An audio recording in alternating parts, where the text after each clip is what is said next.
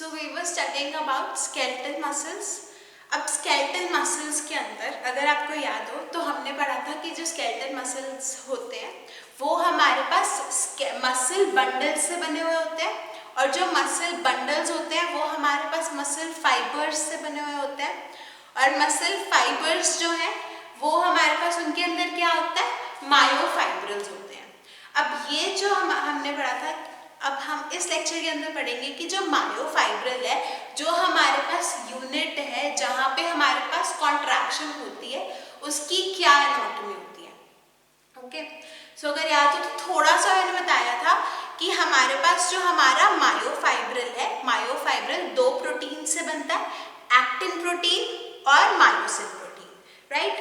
अब जो हमारे पास एक्टिन प्रोटीन और मायोसिन प्रोटीन है, ये हमारे पास फिलामेंट्स की फॉर्म में होते हैं, ठीक है। ये हमारे पास एक्टिन का फिलामेंट है, ये हमारे पास मायोसिन का फिलामेंट है, राइट। सो अभी हमारे जो मायोफाइब्रिल्स होते हैं, मायोफाइब्रिल्स हमारे पास मायोफाइब्रिल के अंदर ऑल्टरनेटिव लाइट और डार्क बैंड्स होते हैं, ठीक है। अगर हमारे पास ये मसल फाइबर है तो मसल फाइबर जो हमारे पास मायोफाइब्रिल से बना हुआ है, अगर हमारा जो मायोफाइब्रिल है उसके अंदर क्या होगा, हमारे पास डार्क बैंड्स, लाइट, हमारे पास ये लाइट बैंड, फिर डार्क बैंड्स, फिर लाइट बैंड्स, हमारे पास कुछ ऐसा हमारे पास अपीयरेंस होती है हमारे मसल फाइबर की। तो जो ये डार्क बैंड्स और लाइट बैंड्स है, इसकी जो फॉर्मेशन होती है ये हमारे पास दो प्रोटीन्स के कारण होती है। जो हमारे पास लाइट बैंड्स होते हैं, ये जो लाइट बैंड्स हैं, ये हमारे पास किसकी वजह से आते हैं, एक्टिन प्रोटीन की वजह से। और जो ये डार्कर बैंड्स हैं वो हमारे पास किसकी वजह से आते हैं, मायोसिन प्रोटीन की वजह से। ओके, अब जो ये हमारे पास लाइट बैंड्स हैं, लाइट बैंड्स को हम बोलते हैं आई बैंड या फिर आइसोट्रॉपिक बैंड। तो ये हमारे पास जो ये लाइट बैंड्स हैं, ये जो बैंड्स है हमारे पास, ये हमारे पास यहाँ पे सिर्फ क्या है, एक्टिन प्रोटीन है, और ये हमारे पास थिनर फिलामेंट्स होते हैं। अब जो ये मायोसिन का बैंड है, मायोसिन का बैंड जो है वो हमारे पास थिकर है इन कंपैरिजन टू एक्टिन का बैंड। तो हमारे पास क्या होता है, these are the thinner filaments, these are the thicker filaments. ये जो थिकर है ये हमारे पास क्या प्रोवाइड करते हैं, जो डार्क एरियाज होते हैं हमारे स्केलेटल मसल्स के अंदर, और ये हमारे पास क्या प्रोवाइड करते हैं, जो लाइटर एरियाज होते हैं। सो जो हमारे पास एक्टिन का फाइबर है, अब ये जो एक्टिन का फाइबर है ये हमारे पास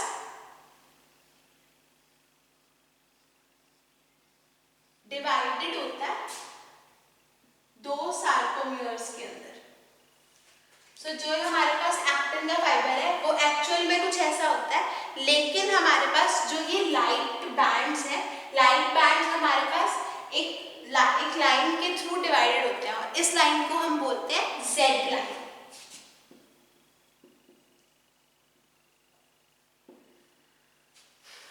और ये जो हमारे पास अभी ये जो हमारे पास लाइटर बैंड्स है, ये जो लाइटर बैंड हमारे पास आता है ये हो गया हमारे पास आई बैंड। अब आई बैंड क्या होता है, I band is a lighter band present on the myofibril which is composed of actin protein। अब नेक्स्ट है हमारे पास ए बैंड या फिर आई बैंड को हमारे पास कहते हैं क्या है, आइसोट्रोपिक जो बैंड होता है वो होता है हमारे पास आई बैंड। सेकेंडली हमारे पास क्या है, next is A band. A band होता है हमारे पास एनाइसोट्रोपिक बैंड। एनाइसोट्रोपिक बैंड जो होता है वो हमारे पास जो डार्कर बैंड्स है, थिकर बैंड्स है मायोफाइब्रिल्स के ऊपर, वो हमारे पास क्या होते हैं, जो हमारे पास ए बैंड फॉर्म करते हैं। अब ए बैंड होता है हमारे पास एन आइसोट्रोपिक बैंड, और एन आइसोट्रोपिक बैंड के अंदर हमारे पास क्या होता है, मायोसिन। अब ये जो दोनों प्रोटीन्स है हमारे पास एक्टिन और मायोसिन, ये हमारे पास रॉड लाइक स्ट्रक्चर्स के अंदर अरेंज्ड होते हैं लॉन्गिट्यूडनल एक्सिस के अक्रॉस हमारे पास मायोफाइब्रिल्स के अंदर। अब ये हमारे पास जो एक्टिन का हमारे पास फाइबर है ये हमारे पास इंटरसेक्ट करता है एक जेड लाइन, और हमारे पास जो ये डार्कर बैंड्स है ये भी हमारे पास इंटरसेक्ट होते हैं एक लाइन से जिसको हम कहते हैं एम लाइन। अब ये जो हमारे पास दोनों दो जेड लाइंस का एरिया होता है, इस एरिया को हम बोलते हैं सार्कोमियर। और इसी हमारे पास सार्कोमियर के अंदर मसल की कॉन्ट्रैक्शन होती है। और हमारे पास जो जहाँ पे हमारे पास ओवरलैपिंग नहीं होती, अब हमारे पास यहाँ पे इस बैंड में, यहाँ पे एक्टिन का बैंड है, यहाँ पे भी एक्टिन का बैंड है, यहाँ पे हमारे पास मायोसिन का बैंड है। ये दो एरियाज में हमारे पास ओवरलैपिंग हो रही है, सिर्फ इस एरिया के अंदर ओवरलैपिंग नहीं हो रही। इस एरिया को हम बोलते हैं एच जोन।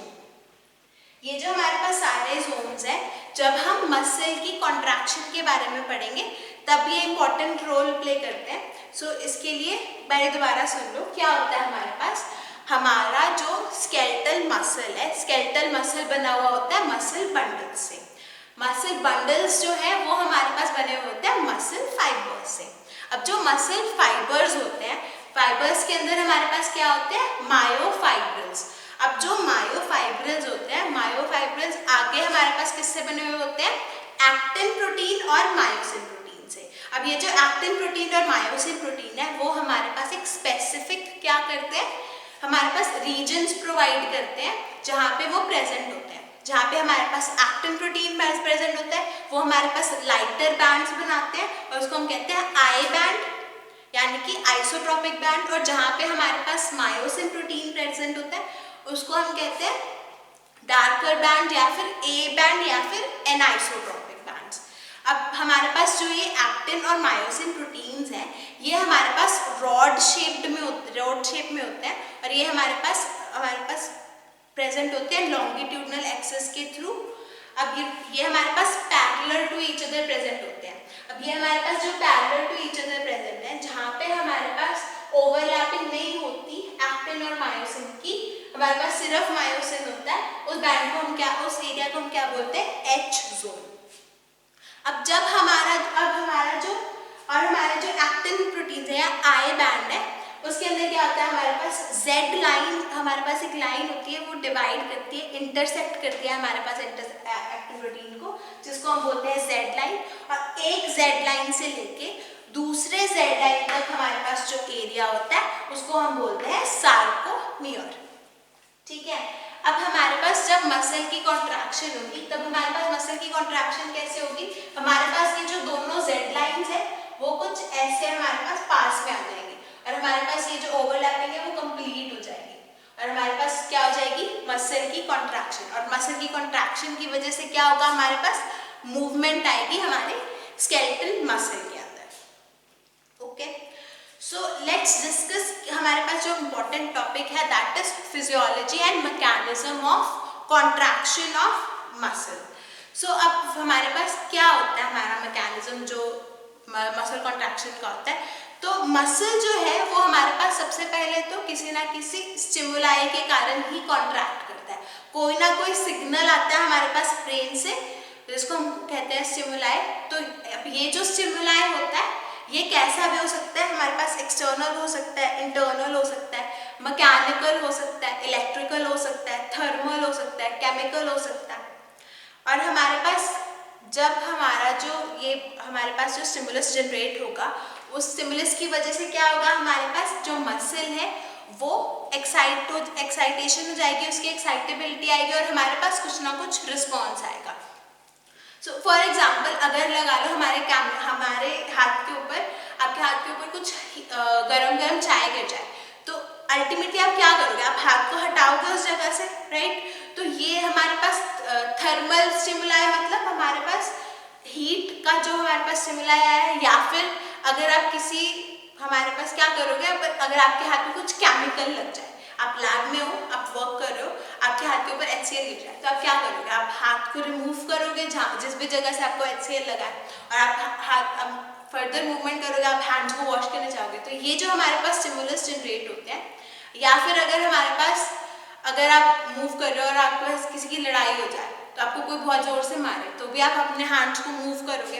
तो ये जो हमारे पास डिफरेंट स्टिमुलाइज आते हैं ये हमारे पास क्या करते हैं, एक्शन पोटेंशियल को जनरेट करते हैं। एक्शन पोटेंशियल के जनरेशन की वजह से हमारे पास क्या होता है, मसल जो होता है वो एक्साइट हो जाता है। अब जो स्टिमुलाई है, स्टिमुलाई के आने की वजह से हमारे पास क्या होता है, हमारे पास स्टिमुलाई हमारे पास कौन कैरी करके लाता है, जो भी हमारे मैसेजेस होते हैं ब्रेन से जो हमारे मसल्स तक पहुंचते हैं वो हमारे पास न्यूरोट्रांसमीटर्स कैरी करके लाते हैं। और ये जो न्यूरोट्रांसमीटर्स होते हैं उनमें से वन ऑफ द एग्जांपल है एसिटाइलकोलिन। सो एसिटाइलकोलिन हमारे पास क्या करता है, स्टिमुलाई को लेके आता है। तो अगर हम अपने स्केलेटल मसल के रेस्टिंग फेज की बात करें, तो अगर हमारे पास एक स्केलेटल मसल है,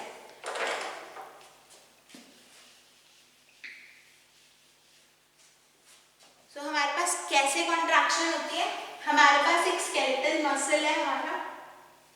अब जो ये हमारा स्केलेटल मसल होता है ये हमारे पास रेस्टिंग फेज के अंदर पोलराइज्ड कंडीशन के अंदर होता है, राइट। अब पोलराइज्ड कंडीशन मतलब हमारे पास जब हमारे पास जो चार्ज है हमारे मेम्ब्रेन के ऊपर वो डिफरेंस हो हमारे पास चार्ज के अंदर, तो उसको हम क्या कहेंगे, पोलराइज्ड स्टेट। तो हमारे पास क्या होता है, हमारा जो स्केलेटल मसल है, स्केलेटल मसल की जो आउटर साइड है वहां पे हमारे पास पॉजिटिव चार्ज होता है, और स्केलेटल मसल का जो इंटरनल पोर्शन है वहां पे हमारे पास नेगेटिव चार्ज होता है, ठीक है।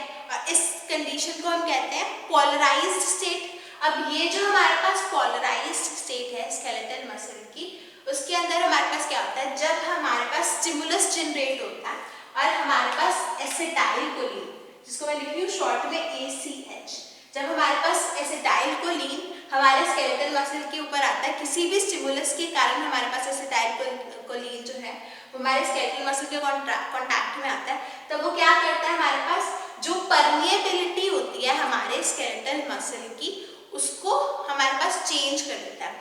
इनिशियली हमारे पास क्या होता है, मेम्ब्रेन के बाहर हमारे पास पॉजिटिव चार्ज है, मेम्ब्रेन के अंदर हमारे पास नेगेटिव चार्ज है। अब ये जो हमारे पास डिफरेंट चार्जेस हैं ये हमारे पास क्यों है, हमारे पास मेम्ब्रेन के बाहर सोडियम आयंस की कंसंट्रेशन ज्यादा होती है और हमारे पास मेम्ब्रेन के अंदर पोटेशियम आयंस की कंसंट्रेशन ज्यादा होती है। तो जैसे ही हमारे पास एसिटाइलकोलिन जो है वो हमारे पास स्केलेटल मसल के ऊपर अटैच होता है, क्या होता है, हमारे पास जो ये परमिएबिलिटी है सोडियम और पोटेशियम आयंस की वो चेंज हो जाती है, और परमिएबिलिटी चेंज होने की वजह से क्या हो जाता है, हमारे पास जो हमारे सोडियम आयंस है they start coming into the cell, और हमारे जो पोटेशियम आयंस है they start going out of the cell.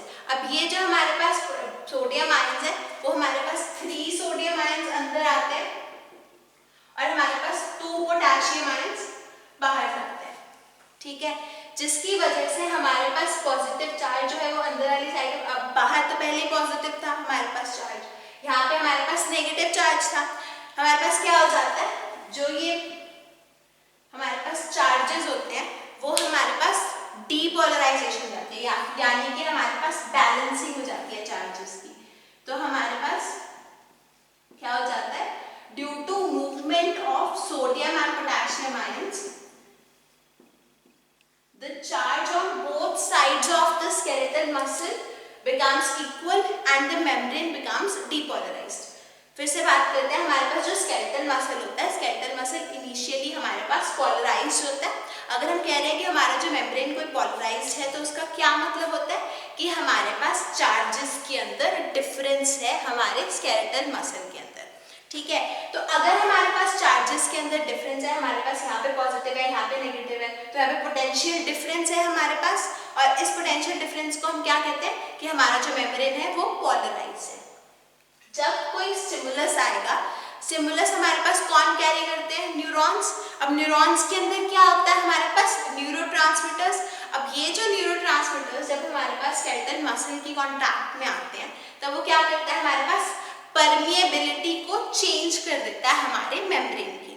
जब हमारे पास परमिएबिलिटी चेंज होती है तब क्या होता है, हमारे पास जो सोडियम आयंस है they start coming in, potassium ions start going out, due to which हमारे पास जो चार्ज होता है इन आयंस की मूवमेंट के कारण हमारे पास जो चार्ज होता है मेम्ब्रेन के ऊपर वो अल्टीमेटली इक्वल हो जाता है। और जब हमारे पास चार्ज इक्वल हो जाएगा तो फर्दर हमारे पास मूवमेंट नहीं होगी, और हमारे पास क्या हो जाएगा, डीपोलराइजेशन हो जाएगी। और जब हमारे पास डीपोलराइजेशन हो जाती है हमारे मेम्ब्रेन की, उसको हम वो क्या करती है हमारे पास, उसको हम कहते हैं मसल कॉन्ट्रैक्शन।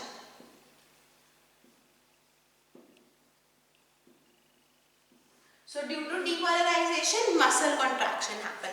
अब जब हमारे पास मसल कॉन्ट्रैक्शन हो जाती है तब हमारे पास क्या होता है, जो एसिटाइल कोलिन हमारे पास स्केलेटल मसल्स के अराउंड हमारे पास के कांटेक्ट में आया हुआ था, ये एसिटाइल कोलिन एक एंजाइम आती है इसके कांटेक्ट में which is known as acetyl choline esterase, ACHE short में। So acetyl choline esterase enzyme आती है, वो एसिटाइल कोलिन को क्या कर देती है, मेटाबोलाइज करवा देती है, ये डीकंपोज कर देती है। जब हमारे पास एसिटाइल कोलिन जो है वो हमारे पास प्रेजेंट नहीं रहता तब हमारे पास क्या होता है, रिवर्सल हो जाता है परमेबिलिटी का और हमारे पास रीपोलराइजेशन हो जाती है। और ये जो पूरा प्रोसेस है ये होता है हमारे पास प्रोसेस ऑफ मसल कॉन्ट्रैक्शन। अब ये जो हमारे पास मसल कॉन्ट्रैक्शन हुई है, ये हमारे पास जो हमारा स्केलेटल मसल है उसकी पोलराइजेशन और रीपोलराइजेशन के कारण हुई है, राइट। अब जब हमारा जो मसल है वो पोलराइज हो रहा है या फिर हमारे पास डीपोलराइजेशन हो रही है, तब अल्टीमेटली उसके अंदर भी हमारे पास हमारा जो मायोफाइब्रिल है उसका क्या रोल है, उसके बारे में डिस्कस करते हैं। तो हमने पढ़ा कि हमारा जो मायोफाइब्रिल है that is made up of actin protein and myosin protein। अब ये जो दोनों हमारे पास एक्टिन और मायोसिन प्रोटीन्स हैं, ये हमारे पास कुछ ऐसे प्रेजेंट होते हैं।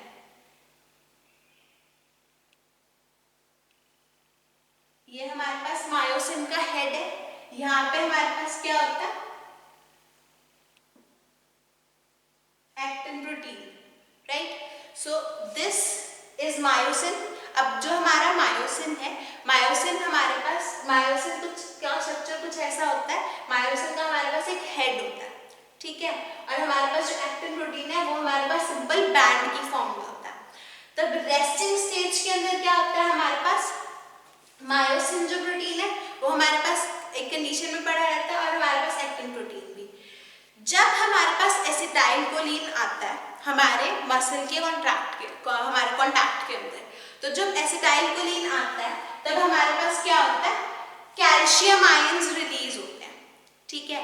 अब ये जो कैल्शियम आयंस है जब रिलीज होंगे तब हमारे पास वो क्या करेंगे, जो ये एक्टिन प्रोटीन है, एक्टिन प्रोटीन के ऊपर बाइंड कर जाएंगे, ओके। सो जब हमारे पास जो एक्टिन प्रोटीन के ऊपर जहां पे कैल्शियम बाइंड करता है वो हमारे पास क्या होता है, एरिया होता है जहां पे मायोसिन बाइंड कर सकता है, ठीक है। अब जब हमारे पास मायोसिन बाइंड कर जब हमारे पास कैल्शियम बाइंड कर जाएगा एक्टिन प्रोटीन के साथ, तब क्या होगा, हमारे पास जिस एरिया पे मायोसिन बाइंड कर सकता है वो एरिया जो है वो हमारे पास फ्री हो जाएगा, क्योंकि पहले हमारे पास ट्रोपोनिन बाइंड किया हुआ था। फिर से बताते हैं, जो एक्टिन प्रोटीन होता है, एक्टिन प्रोटीन के ऊपर एक एरिया होता है हमारे पास that which is known as myosin binding site।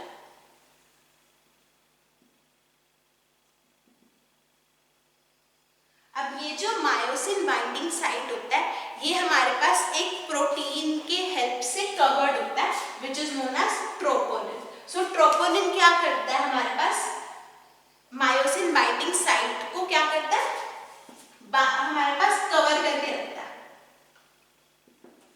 Okay. So actin protein के ऊपर हमारे पास यहाँ पे एक्टिन प्रोटीन है, यहाँ पे मायोसिन प्रोटीन है, एक्टिन प्रोटीन के ऊपर एक मायोसिन बाइंडिंग साइट होती है जो कि ट्रोपोनिन प्रोटीन के हेल्प से कवर्ड होती है। अब जब हमारे पास हमारा एसिटाइल कोलिन हमारे पास स्केलेटल मसल के कांटेक्ट में आता है तब हमारे पास वो क्या करता है, कैल्शियम आयंस की कंसंट्रेशन को इंक्रीज कर देता है। तो जो ये कैल्शियम आयंस होते हैं, कैल्शियम आयंस हमारे पास ट्रोपोनिन के साथ बाइंड करते हैं, ट्रोपोनिन के साथ बाइंड करेंगे तो क्या करेंगे, हमारे पास जो मायोसिन बाइंडिंग साइट है उसको फ्री कर देंगे और हमारे पास जो ये मायोसिन प्रोटीन है ये हमारे पास क्या करेगा, बाइंड कर जाएगा हमारे एक्टिन प्रोटीन के साथ। सो क्या होता है, इनिशियली हमारे पास ये रेस्टिंग फेज है, हमारे पास पहले क्या होगा, कैल्शियम आयंस आके हमारे एक्टिन प्रोटीन के साथ बाइंड कर जाएंगे। जब हमारे पास एक्टिन प्रोटीन के साथ हमारे पास यहाँ पे बाइंडिंग हो जाएगी, तब हमारे पास जो मायोसिन प्रोटीन है वो हमारे पास क्या करेगा, एनर्जी जनरेट करेगा ताकि वो एक्टिन प्रोटीन के साथ बाइंड कर पाए। सो हमारे पास वो एटीपी की ब्रेकेज हो जाती है यहाँ पे, और हमारे पास क्या होता है, एनर्जी जनरेट होती है ताकि जो मायोसिन है वो एक्टिन के साथ बाइंड कर पाए। थर्ड स्टेप क्या होता है हमारे पास, थर्ड स्टेप के अंदर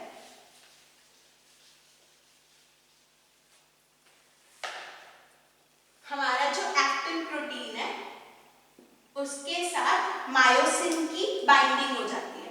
तो हमारे मायोसिन जो है वो बाइंड कर जाता है हमारे पास एक्टिन प्रोटीन के साथ। अब जब हमारे पास मायोसिन जो है वो मायोसिन जब हमारे पास एक्टिन के साथ बाइंड कर जाएगा, तब वो क्या करेगा, एक्टिन प्रोटीन को अपनी तरफ पुल करेगा।